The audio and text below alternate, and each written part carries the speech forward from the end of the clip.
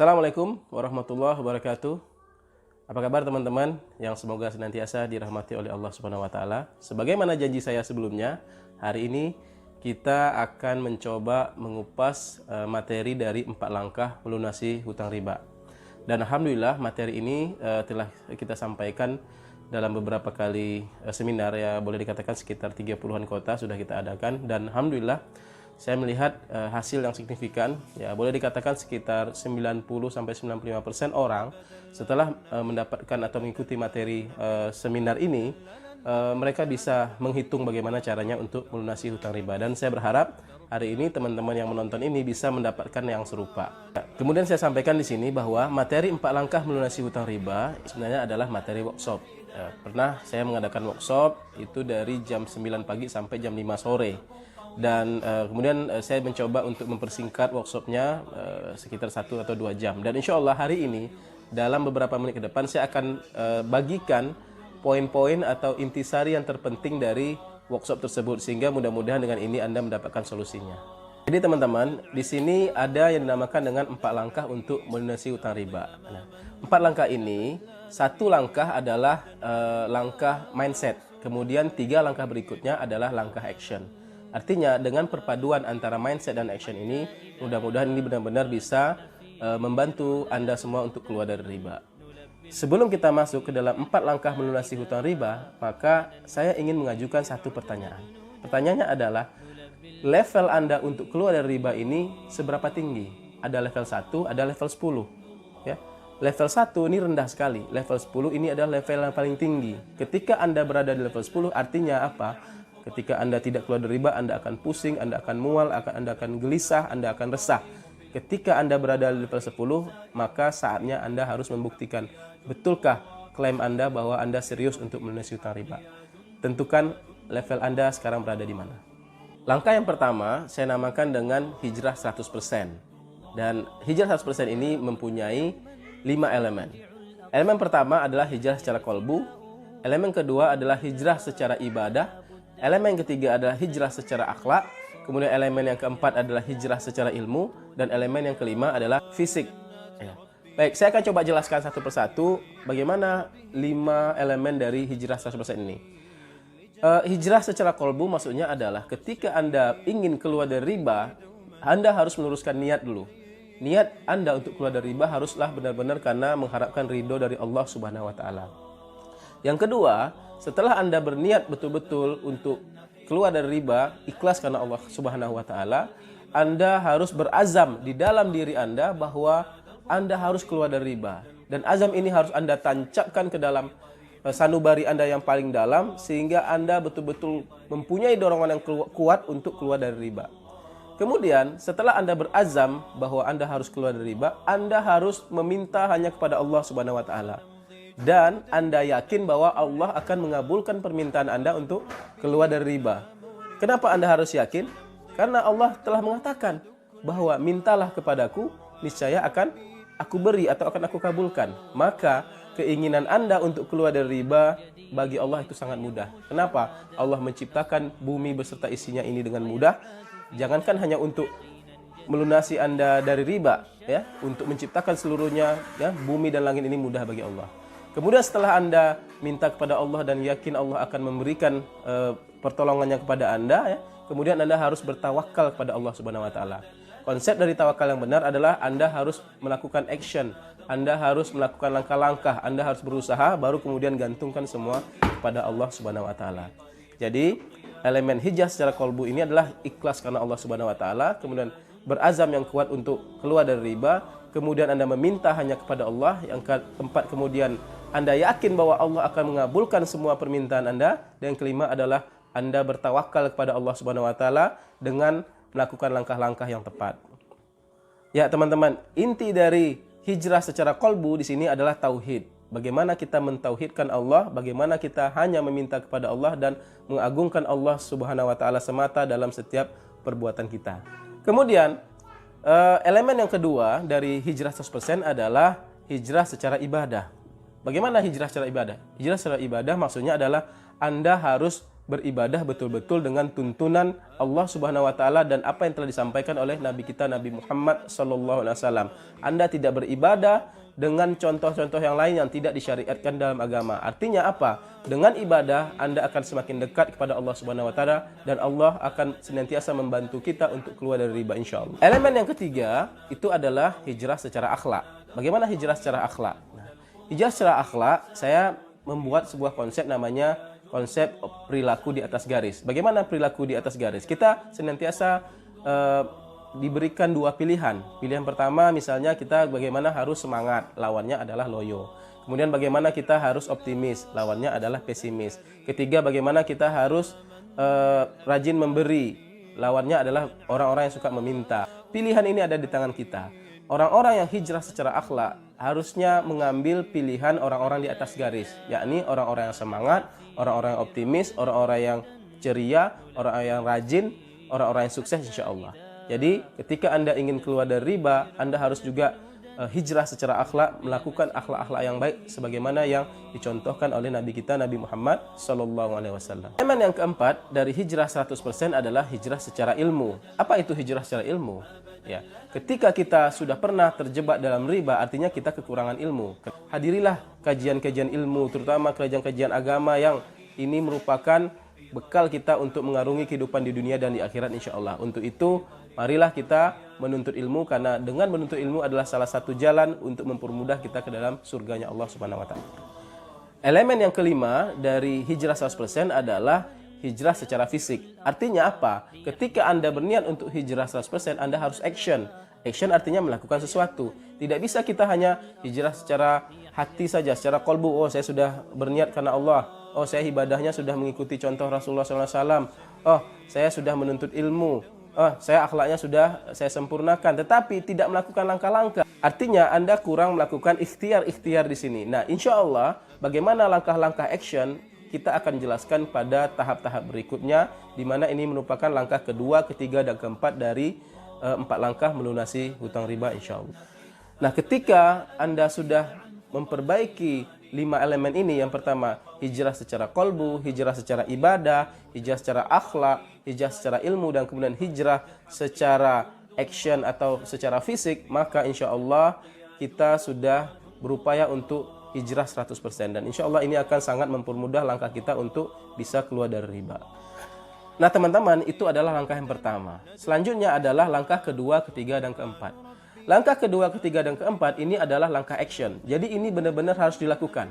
Ya, mudah-mudahan Allah mempermudah Anda untuk melakukan langkah 2, 3, dan 4. Langkah yang kedua saya namakan di sini namanya adalah negosiasi.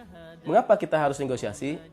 Banyak sekali orang yang terjebak utang riba dengan lembaga-lembaga yang memang mereka adalah lembaga-lembaga riba. Nah, kita mempunyai konsep bahwa ketika kita melunasi hutang riba, kita harus melakukan dengan cara yang baik, ya, cara yang dibenarkan dalam agama. Ada orang yang dia mempunyai hutang riba, kemudian dia berpikir seperti ini, saya kan punya hutang riba, saya datang ke tempat lembaga tersebut, saya katakan saya nggak mau lagi bayar. Loh, ini apa-apaan? Kenapa? Karena hutang riba itu adalah hutang. Walaupun dia ada ribanya, makanya pokoknya itu memang harus merupakan kewajiban kita yang kita harus selesaikan.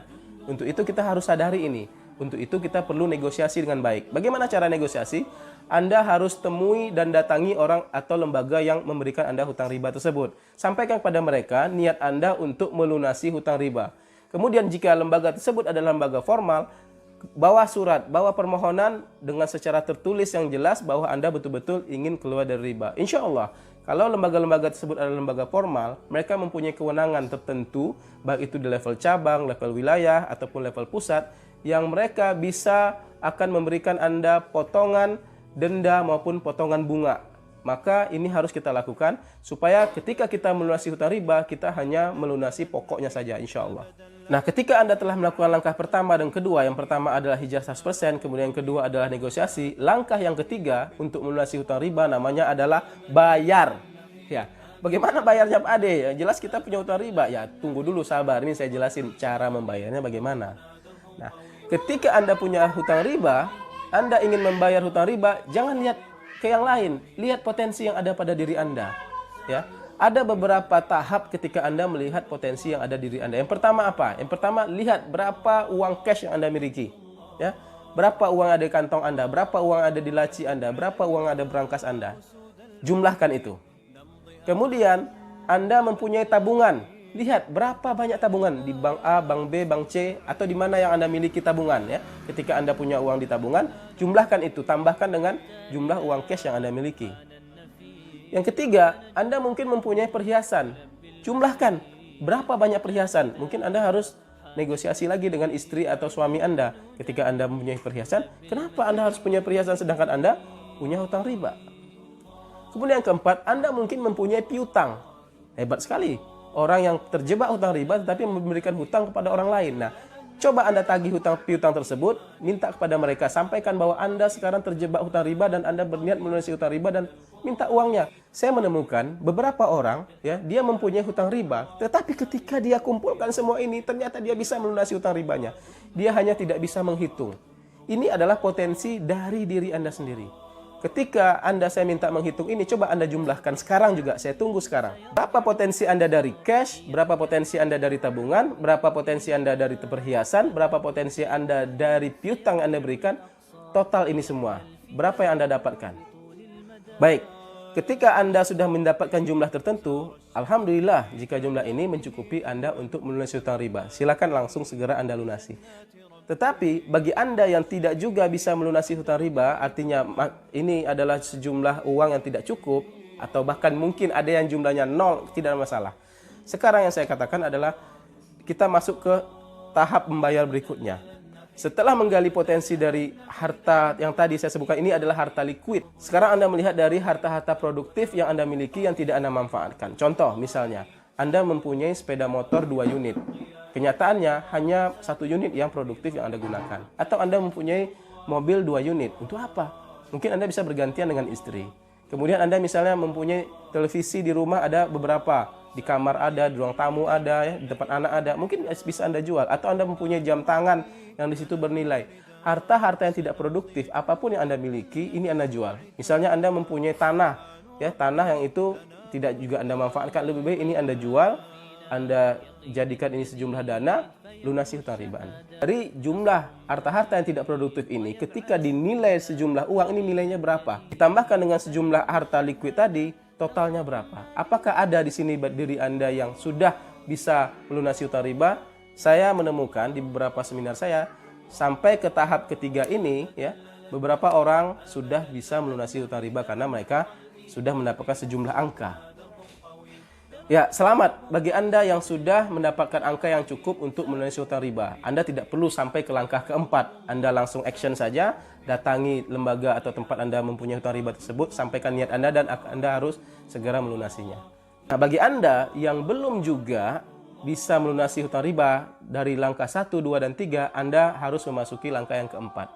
Nah, langkah yang keempat ini saya namakan dengan jual aset jaminan. Nah, kenapa harus jual aset jaminan? Sekarang saya sampaikan. Ketika Anda mempunyai hutang riba, Anda pasti mempunyai keperluan untuk itu. Nah, ketika Anda mempunyai hutang riba karena ingin membeli mobil. Nah, ini mobil kan ada nilainya. Nah, sekarang pertanyaan adalah, siapa yang memaksa Anda harus mempunyai rumah? Siapa yang memaksa Anda harus mempunyai mobil? Nah, sekarang coba Anda lihat. Adakah orang-orang yang mereka selama ini tinggal di kontrakan? Mereka masih bisa hidup nggak? Kemudian, ada nggak orang-orang yang sekarang ini mereka tidak memiliki mobil, mereka hanya memiliki motor? Mereka masih bisa hidup kan? Atau bahkan ada orang-orang yang tidak mempunyai motor, mereka bisa pakai transportasi umum. Siapa yang memaksa Anda harus mempunyai aset tersebut? Nah, jawaban sederhana adalah ketika harta ini berada di dalam hati Anda, ya, maka Anda tidak akan pernah bisa melunasi hutang riba. Tetapi ketika harta ini hanya ada di genggaman tangan Anda dan di dalam hati Anda adalah keimanan, maka Anda dengan mudah untuk keluar dari riba. Anda akan katakan, wahai harta, wahai rumah, wahai mobil, pergilah. Ya, saya mengharapkan keridhaan dari Allah Subhanahu wa taala. Maka Anda akan mudah untuk melunasi hutang riba. Saya menyadari beberapa orang sulit untuk menjual aset. Nah, terkadang ini yang menjadi masalahnya. Di sini juga ada unsur kecintaan terhadap harta. Kenapa? Ketika Anda mempunyai aset, misalnya rumah, ya. Rumah Anda beli 5 tahun yang lalu misalnya 500 juta. Hutang riba Anda misalnya adalah 400 juta. Secara hitungan sederhana, pastinya nilai rumah Anda itu akan naik. Tetapi ketika Anda bertahan untuk menjual rumah di atas harga pasar, misalnya pasaran sekarang sudah 600, atau ketika Anda ingin di harga pasar, Anda ingin menjual tetap di harga 600 juta, Anda harus sadari hutang riba Anda sebenarnya adalah 400 juta. Kenapa Anda harus bertahan? Bahkan ketika Anda mengorbankan rumah tersebut menjual di harga 400 juta pun itu lebih baik. Bayangkan, harga pasar rumah Anda adalah 600 juta, Anda jual 400 juta, berebut insya Allah orang akan ambil rumah Anda. Karena dia akan beli hari ini 400, besok dia jual 450. Dan orang juga akan banyak yang meminatinya. Tanyanya adalah, kecintaan kita terhadap harta ini seberapa besar? Ketika harta ini sangat kita cintai dan dia masuk ke dalam hati kita, kita akan susah untuk melepaskannya. Tetapi ketika di dalam hati ini adalah keimanan, maka harta yang ada di genggaman tangan kita akan mudah kita lepaskan. Nah, disinilah letak pertanyaan awal tadi, seberapa besar atau seberapa tinggi level keinginan Anda untuk keluar dari riba. Semakin tinggi level keinginan Anda untuk keluar dari riba, maka akan semakin mudah Anda untuk memutuskan untuk keluar dari riba. Ketika Anda memutuskan bahwa saya ada level 10, maka Anda sudah berazam, tidak ada jalan lain, Anda harus keluar dari riba. Nah teman-teman, ini adalah 4 langkah sederhana yang saya ringkas sedemikian rupa, sehingga insya Allah dengan ini Anda bisa keluar dari riba. Inti dari semua persoalan ini adalah keinginan kita yang kuat untuk keluar dari riba. Ketika Anda mengatakan bahwa Anda ingin keluar dari riba, buktikan keinginan Anda tersebut. Karena Allah Subhanahu wa taala juga mengatakan, berfirman bahwa tidaklah seorang itu dikatakan dia beriman sebelum Allah akan mengujinya. Maka saat inilah Anda harus membuktikan bahwa Anda layak untuk diuji. Seberapa besar kecintaan Anda terhadap harta dibandingkan harapan Anda terhadap ridho Allah Subhanahu wa taala. Demikian, semoga bisa membantu. Billahi taufik wal hidayah. Wassalamualaikum warahmatullahi wabarakatuh. Allahu Akbar.